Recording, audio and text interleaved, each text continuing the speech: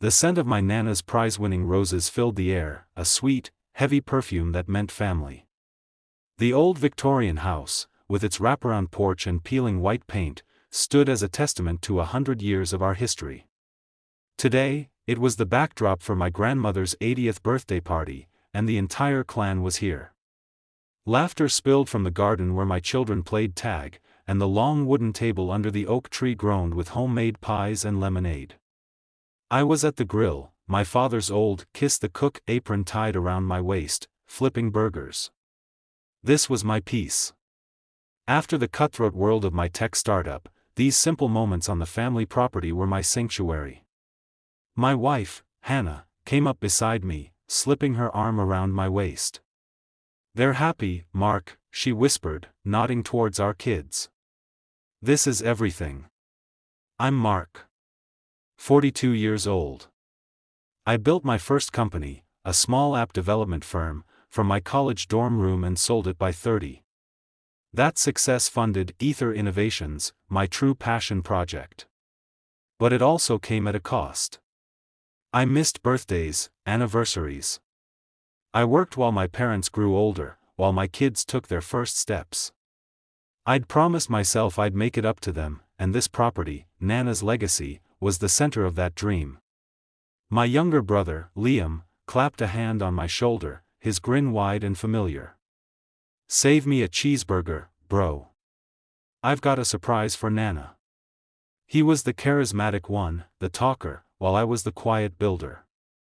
He'd always been a bit envious of my success, but I'd never thought much of it. He was family. He called everyone to gather on the porch. Nana was seated in her favorite wicker throne, beaming. Liam stood before her, holding a large, flat object covered by a sheet. "Nana," he announced, his voice booming with theatrical warmth. "For your birthday, I wanted to give you something that secures your legacy, and the legacy of this family, forever." He pulled the sheet away with a flourish. It wasn't a painting.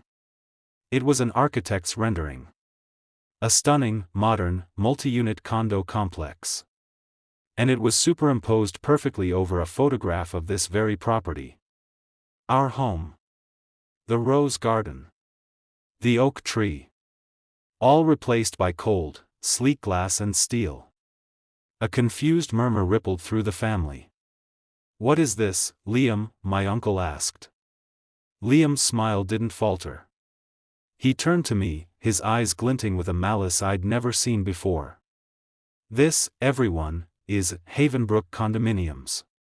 A project made possible by my new partnership with Crestline Developers. And it's happening right here." The air left my lungs. Hannah's hand tightened on my arm. "You can't be serious," my mother whispered, her face pale. "This is our home." "It was," Liam said, his tone turning cold and final. "I've acquired the property. The sale is final. Nana signed the papers last week. She'll be well taken care of in a beautiful assisted living facility, and we'll all share in the profits." The betrayal was so absolute, so cruel, it felt like a physical blow. He hadn't just sold dirt and wood, he had sold our memories, our roots, my children's inheritance. He had manipulated our frail, trusting grandmother and was now announcing the funeral of our family home at her birthday party. Chaos erupted. My aunt burst into tears. My father was shouting. Nana looked confused and frightened. All eyes turned to me. They expected me to roar, to launch myself at my brother, to tear the rendering to pieces. But I didn't. I slowly untied the apron. I folded it neatly and laid it over the porch railing. I walked up to Liam, the rendering between us. I looked at the cold, digital mock-up of my children's playground, then I looked directly into my brother's eyes. And I smiled. It was a small, sad, but utterly confident smile. His triumphant smirk wavered. He expected a war. I gave him a quiet, unnerving peace. Because in that moment, I knew. He had just signed his own ruin. They thought they could destroy me. They were dead wrong. The weeks that followed were a special kind of hell. Lawyers confirmed the worst. Liam, acting as Nana's financial advisor, had convinced her the property was a burden, that the taxes were too high, and that this sale was for the good of the family. He'd sold it to Crestline developers for a fraction of its true value, with a hefty facilitation fee going directly to him. The developer was a notorious, cutthroat corporation known for pushing out family estates. The accomplice was my own brother. The weapon was my grandmother's trust. I dug deeper, the sick feeling in my stomach growing. I discovered Liam had been consulting for Crestline for over 2 years. He'd been feeding them inside information about my own company, Ether Innovations, trying to poach my key developers. He'd been planning this for years, waiting for the right moment to steal my past and sabotage my future, all while smiling at my dinner table and playing uncle to my kids. The envy I'd dismissed had festered into a venomous hatred. But Liam, in his petty jealousy, had made a fatal error. He saw me as the lucky one, the brother who stumbled into success. He never understood that my success wasn't luck, it was built on a foundation of code, data, and relentless attention to detail. He was a salesman. I was an architect of systems. And I had built a very specific system for Ether Innovations. A proprietary blockchain-based ledger for all our intellectual property and financial transactions. It was my passion project, a tool for absolute transparency and security. It was also, as I realized with cold clarity, the perfect forensic tool. While Liam and his partners at Crestline were celebrating their shady land deal, I went silent. I retreated to my home server room, a fortress of blinking lights and processing power. I accessed the logs. I traced the digital fingerprints. I found the emails between Liam and Crestline's CEO, discussing the senile old woman and how easy she was to manipulate. I found the hidden transfers, the shell companies he'd set up to launder his kickback. But the real gold was what I found on Crestline. Using the data crawling algorithms I'd developed for Ether, I pierced their digital veil. I discovered their entire business was a house of cards. They were leveraged to the hilt. Their Havenbrook project wasn't just their next development, it was their Hail Mary, the project that was supposed to generate the cash flow to cover a mountain of debt and years of creative accounting. I found evidence of massive tax fraud, environmental report forgery, and bribes to city officials. They were betting everything on tearing down my home. And I now held the proof that their entire company was built on quicksand. I compiled it all. The evidence of Liam's elder abuse and fraud. The proof of Crestline's systemic corruption. I encrypted it into a single file, a digital sword of Damocles. But I didn't send it to the authorities. Not yet. First, I had to make them look up and see the thread it was hanging by. I requested a meeting at the sleek, soulless offices of Crestline Developments. Liam was there, leaning back in a plush leather chair next to the CEO, a smug man named Mr. Sterling. "Mark," Liam said, feigning sympathy. "I know this is hard. But it's time to be an adult. The eviction notice is being processed. We can do this the easy way, or the hard way." "I'm not here to discuss the eviction," I said, my voice calm. I placed a single, unmarked USB drive on the polished conference table. Sterling smirked. "What's this? A farewell present?" In a manner of speaking, I replied. "It's a demo of a new data integrity platform from Ether Innovations. I've been testing it on various local businesses to stress test the algorithms. You'd be amazed at the patterns it can find. The irregularities."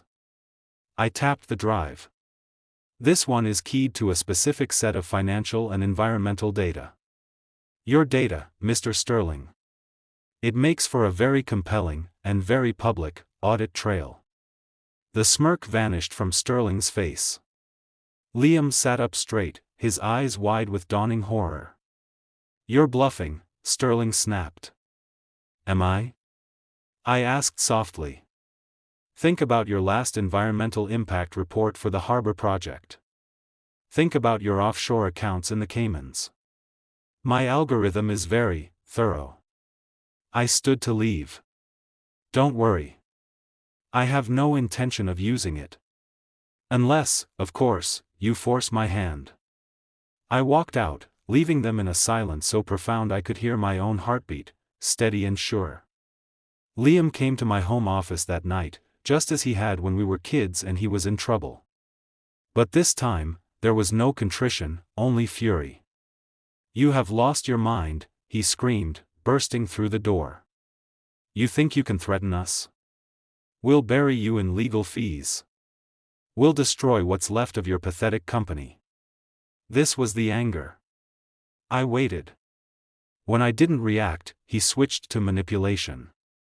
"Mark, brother. Listen to me. Sterling is dangerous. You poke this bear, and he'll come for your family. For Hannah and the kids. I can protect you, but you have to hand over the data and walk away." Using my family as a threat was his final, unforgivable mistake. "The data," I said, my voice ice, "is already with the SEC, the EPA, and the State Attorney General. It was sent the moment I left Crestline's office.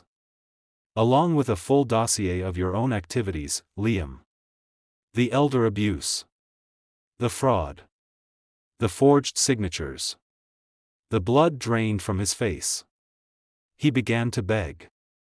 "Mark, no. Please. I'll call it off. I'll give you the property back. I'm your brother. You stopped being my brother the day you decided to sell our grandmother's soul for a commission," I said, standing to face him. "You didn't just betray me, you betrayed everyone who shares our name. You wanted my life? Well, you're about to get a very different version of it. You're going to learn what it's like to have everything taken from you." The realization of his inevitable downfall finally hit him. He crumpled into a chair, his face a mask of utter defeat. "You've ruined me." "No, Liam," I said, my voice quiet but firm. "I didn't forge those documents. I didn't manipulate our grandmother. I didn't embezzle funds. You built your own prison. I just locked the door." The family fallout was brutal but unifying. When the news broke, my parents were heartbroken, but their support was unequivocally with me and Nana. We moved her into our guest house, a cozy cottage we built for her in our own backyard, far from the sterile facility Liam had chosen. The roses came with her. My father, a man of few words, found me in my office one evening. He put a hand on my shoulder, his eyes heavy with a pain I'd never seen before. "I always worried his jealousy would be his undoing," he said, his voice rough with emotion. "I never dreamed it would be this. You protected this family, son. When he couldn't, you did." Liam tried to justify himself in an email, claiming he was modernizing the family's assets and that I was a tech-obsessed bully trying to cling to the past. His excuses only served to alienate the last few relatives who might have felt sorry for him. The collapse was swift and public. Crestline Developments was eviscerated. The SEC launched a full-scale investigation, the EPA hit them with historic fines for the forged environmental reports, and their funding evaporated overnight. The company filed for bankruptcy within months. Mr. Sterling faced federal indictment. As for Liam, his world crumbled to dust.